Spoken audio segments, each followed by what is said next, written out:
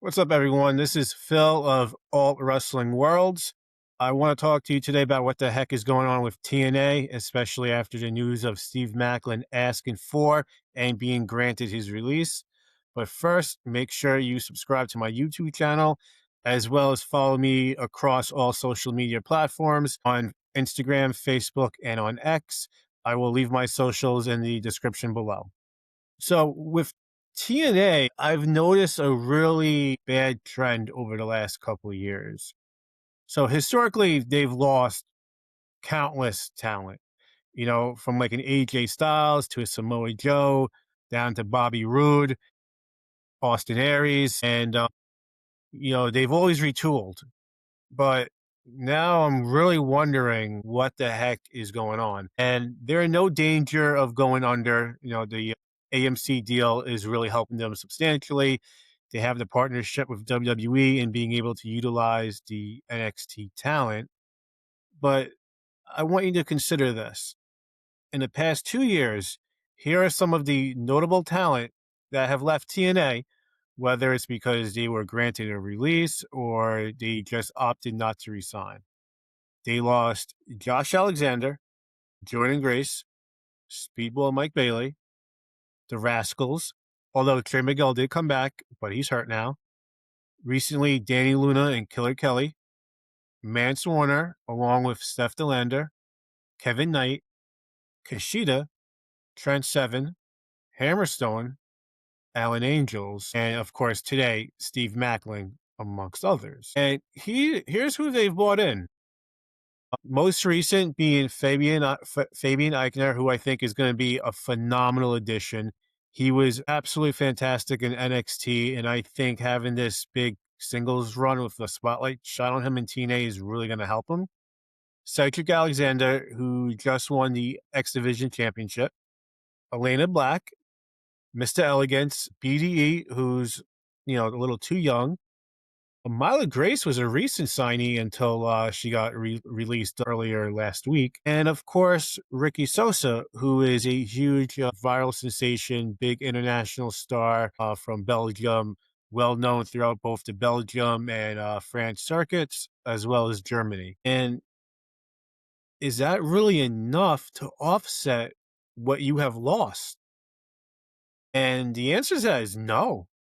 It's really not. Like, what else do they plan on doing? And it gets worse. This summer, the contracts of both Leon Slater and Mike Santana are set to expire. Mike Santana is going to WWE. Like, there's no debate about that.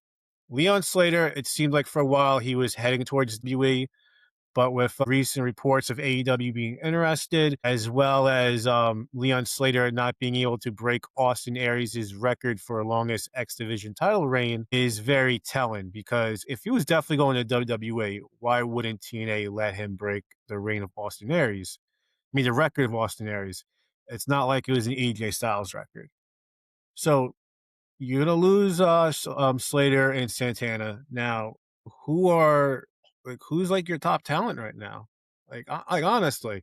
So you have Nick Nemeth, which fantastic, ex WWE veteran. You also have Bear Bronson, who's a phenomenal big man. I would push him to the moon, to be honest. You have Rich Swann, who's a veteran, who's terrific. Mustafa Ali, who's been absolutely phenomenal. I think he should get pushed as like your top guy for now. Yes, he's your international champion, and him doing his tour is going to help substantially. Moose, terrific veteran. Casey Navarro, who I feel is underutilized. He should be utilized in a more prominent role, especially within the X division. He would be somebody that I would consider to take the belt off of Cedric Alexander. You have Sinner and Saint, who is incredibly underutilized as a tag team. They are one of the top tag teams in the independents. I'm talking Travis Williams and Judas Icarus. And the utilization of talent like that is why TNA is in the place that it's at. Of course, they have the Hardy Boys, great veterans. Eric Young, another veteran. Same with Eddie Edwards, Brian Myers. These are all guys that have been around for years. They're not the young up and coming talent that's going to keep viewers further engaged. AJ Francis, I think he's terrific, great big, but you need more. Like where else is TNA looking? You can't just rely on BUI to send over the NXT talent. Right now, they're utilizing what's his name from NXT, Channing Stacks Lorenzo. Now, he's not bad, but he's not going to move the needle. Like you really need to start focusing on bringing in and building up young talent, especially with like so many like of these departures recently over the last couple of years. And the last several months has been quite a bit. And it really makes you wonder like what's really going on with TNA and creative. Because Macklin said it had something to do with like his frustration within creative. Numerous knockouts have been released recently. Mila Grace, Danny Luna, Killer Kelly. So what are you doing with the knockouts division? That's almost non-existent. You know, they really got to evaluate if they want to be. I feel like they want to be developmental for like NXT almost, but at the same time, they're trying to be like that alternative where they have like these like savvy veterans, like a Nick Nemeth or the Hardy Boys. And it's good for nostalgia, but for somebody to tune in weekly to buy tickets to your shows, your pay-per-views, and your tapings, you need something more.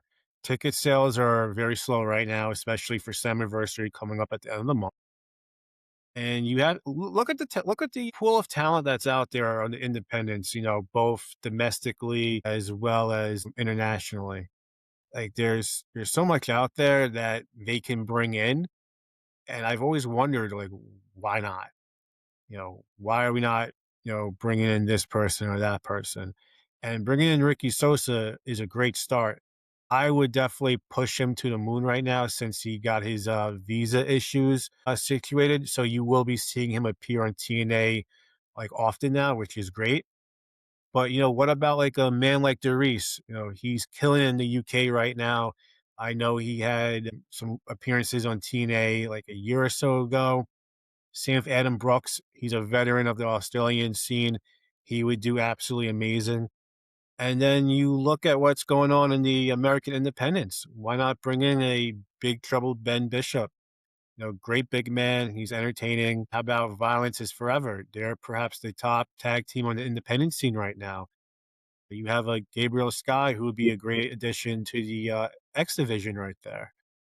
So it's like what is TNA looking to do? Because right now, like they were considered the number three for the last few years. I don't think they're number three anymore. I gotta say, like number four. Like, MLW's number three. Since Fusion's been back last week, like their roster is fantastic. They have like the veteran talent. They have some younger talent. They have an excellent guy in Diego Hill who is going to wow like everybody. And even though it's only a couple weeks in, like you can just tell it's going in a positive direction. And they've made some great signings in the last few months, like Trevor Lee, the Coffee Brothers, LeBron Cozone. They signed Shotzi Blackheart. These are like big moves that's making MLW that alternative that it used to be for WWE.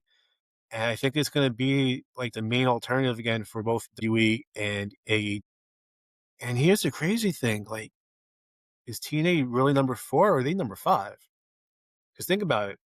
GCW, Game Changer Wrestling, yes, they're an independent promotion. Yes, they do not have a TV deal, but they tour nationally. They go international. They hold multiple shows a month. They have a strong core roster and a very strong fan base. It's not out of the realm of possibility of questioning if TNA is really number five now and GCW is number four. Maybe GCW is number three. Like, who knows? But TNA has such potential being on AMC and its rich history that it's almost like they're not trying anymore, or they're trying to appease the WWE and TKO with something. I'm not really sure, but like, where do you see TNA going? Where do you see TNA in the next year? Because they're still going to be around. They're never going to go away. Like, there's been so many times where TNA's been on its deathbed and it's come out. It came out fine, But the roster itself. Like, what is it going to look like in a year? Like everyone's signing like short deals. No one's being locked in long term.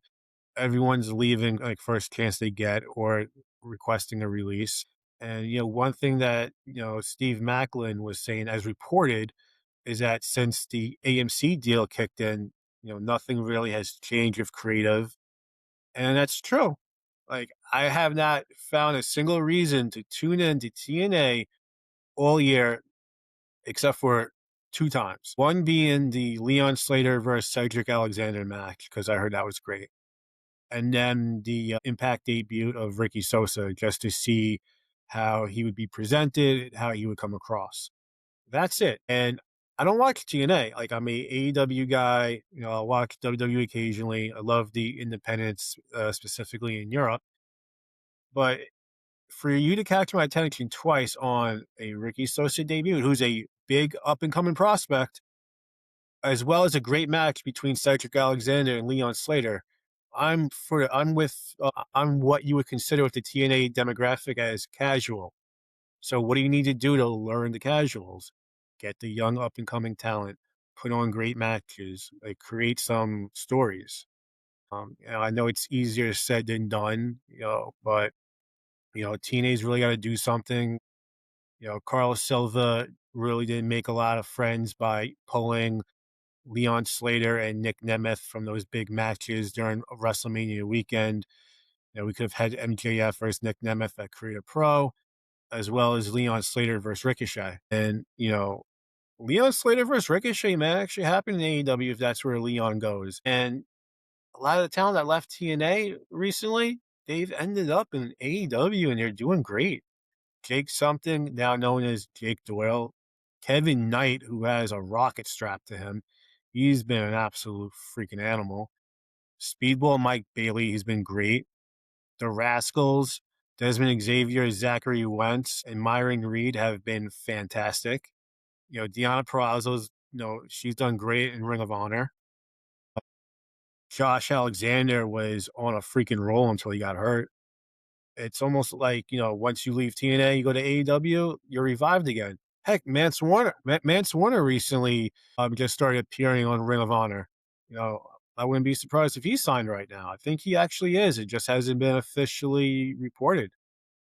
So yeah, let me know what you guys like think below with like TNA and their future and like how you feel about all these departures and who they should bring in and what they should do differently.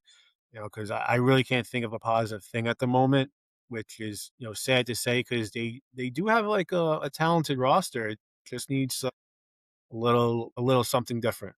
So yeah, let me know below. Again, subscribe to my YouTube channel if you're not subscribed already. And make sure you shoot me a follow across all social media on Instagram, Facebook, and X. Talk to you guys soon.